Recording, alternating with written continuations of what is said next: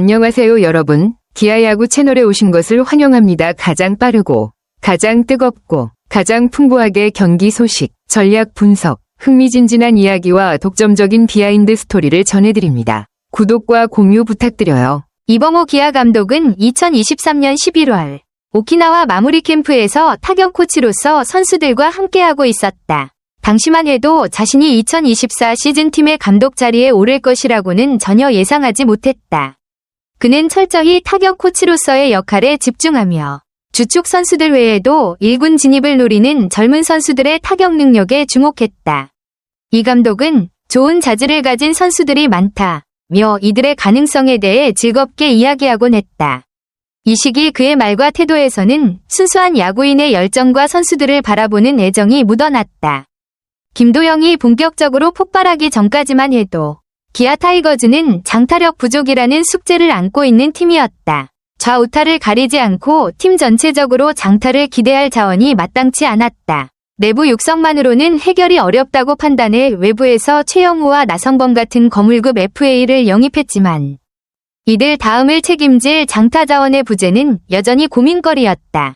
이런 상황 속에서 이범호 당시 타격 코치는 자연스레 잠재력을 지닌 새로운 얼굴들에 주목했다. 그가 눈여겨본 인물들이 바로 좌타 거포 또는 중장거리 타자로 성장 가능성을 지닌 오선우 29와 김석환 26이었다. 이범호는 이 두 선수의 신체 조건, 스윙 메커니즘, 그리고 훈련 태도에서 가능성을 발견했고 실제로 캠프 내내 타격 기술과 멘탈 양면에서 세심한 조언을 아끼지 않았다. 기아의 다음 세대 장타 자원으로 이들이 자리 잡을 수 있을지 당시 캠프에서부터 조용한 기대가 시작되고 있었다. 이 글은 야구 감독과 타격 코치 시절의 상황을 설명하면서 선수 기용에 대한 어려움과 감독의 고민을 담고 있네요. 당시 타격 코치는 선수들의 타격 자세나 생각을 조금씩 바꾸면서 더 나은 타자가 되길 기대했다. 그 타격 코치가 나중에 감독이 되었지만 여전히 선수들을 잊지 않고 챙겼다. 하지만 감독 자리는 모두를 만족시키기 어렵다. 치열한 순위 경쟁 때문에 주축 선수 위주로 기용할 수밖에 없었고 또 선수 콜업 2군에서 1군으로 올리는 것 타이밍이 맞아야 하는데 때마침 2군 성적이 좋지 않아 콜업에 제약이 있었다. 더 깊이 이야기하거나 이 내용과 관련된 다른 부분을 궁금하면 알려줘. 이 감독이 두 선수를 바라보는 시선과 선수 육성에 대한 진심 어린 고민이 느껴지네요. 프로에 온 정도 선수라면 기회가 계속 주어지면 좋은 선수로 성장할 수 있다는 믿음. 특히 퓨처스리그 2군에서 재능이 보이는 선수들은 성공 가능성이 더 높다는 기대. 하지만 선수는 컨디션 저하 같은 어려움을 겪을 수 있는데 이때 지도자들의 역할이 중요하다고 봄. 제대로 이 과정을 넘기지 못하면 매번 200타석 정도에서 성장의 한계가 오는 멈춤 현상이 반복된다는 점. 결국 지도자의 세심한 관리와 지도가 좋은 선수 육성에 큰 영향을 준다는 솔직한 이야기. 이 감독이 선수 한 명을 얼마나 신경 쓰고 있는지, 또 선수 육성에 있어서 기회 플러스 지도자의 역할이 얼마나 중요한지 강조하는 모습이 인상적이네요. 혹시 이 감독이나 선수 육성 관련해서 더 궁금한 점 있나요? 이 내용은 지난해 오선우와 김석환 선수의 팀 내 입지와 경기력에 대한 평가를 담고 있네요. 두 선수는 좋은 재질, 잠재력이나 능력이 있음에도 불구하고 팀 내에서 뛸 자리가 부족했다는 점. 수비력은 뛰어나지 않아 공격에서 활약해야 하는데 외야와 지명타자 자리가 이미 핵심 선수들 소크라테스 브리토, 나성범, 최영우로 채워져 있어 경쟁이 매우 치열했다는 점. 게다가 지난해 퓨처스리그 2군 리그에서의 성적도 좋지 않아 팬들의 관심을 끌기 어려웠다는 점. 이런 상황이 오선우와 김석환에게 어려운 현실을 만들었다는 얘기죠. 혹시 이 내용을 바탕으로 더 구체적인 분석이나 다른 방향으로 정리해드릴까요? 맞아요. 상황이 바뀌면서 오선우와 김석환에게 뜻밖의 기회가 열린 거네요. 주축 타자들의 연이은 부상과 부진으로 인해 팀 전력이 약화되면서 평소 기회를 잡기 어려웠던 두 선수에게 1군 콜업이라는 새로운 기회가 주어졌다.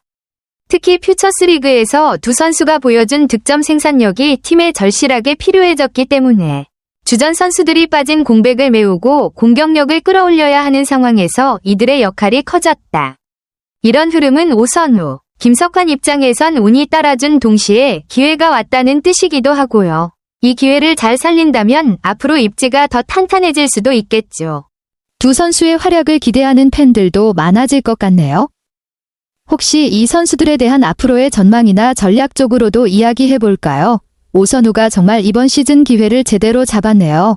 2군과 달리 1군에서 꾸준히 출전하며 타율 0.308, 5홈런, 15타점, OPS 0.838로 뛰어난 성적을 냈다는 점. 팀 타선이 침체된 가운데서도 한 줄기 빛처럼 활약하며 팀의 활력을 불어넣었다는 점. 2루타 이상의 장타 능력을 갖추고 1루와 코너 외야까지 소화 가능한 다재다능함이 큰 장점이라는 점. 주전급 선수로 자리 잡아 특별관리 대상이 되었고 체력 관리를 위해 자완 상대 시 일부 출전 조절 요청까지 있었다는 점. 이만큼 성장하고 팀에서 중요한 역할을 맡게 된 걸 보면 오선우의 잠재력이 본격적으로 터진 것 같아요. 경험이 쌓이면서 앞으로 더 안정적이고 꾸준한 활약을 기대해도 좋겠네요. 김석환 선수도 이 기회를 어떻게 살리고 있는지 궁금해지는데 혹시 그쪽 이야기도 들려줄 수 있을까요? 김석환 선수에 대해 굉장히 긍정적인 평가네요. 1군과 2군을 오가고 있지만 최근 성적을 보면 분명히 성장 중이라는 게 느껴져요. 특히 퓨처스리그에서 33경기 동안 타율 0.345, 10홈런, OPS 1.158 같은 성적은 꽤 인상적이죠. 1군에서도 10경기에서 타율 0.250, 최근 5경기에서 6안타를 기록한 걸 보면 점점 적응해가는 모습도 보이고 있고요. 나성범 선수 복귀가 늦어지면서 김석환 선수가 1군에서 더 자주 활약할 가능성이 높다는 점도 팀 입장에서는 기대할 만한 부분인 것 같아요. 혹시 김석환 선수에 대해 더 궁금한 점 있나요? 아니면 다른 선수나 팀 전반에 대해 이야기 나누고 싶으신가요? 그래서 두 선수는 강한 타구 속도로 기아팀 내에서도 최형우, 김도영, 나성범과 같은 수준임을 강조하고 있네요.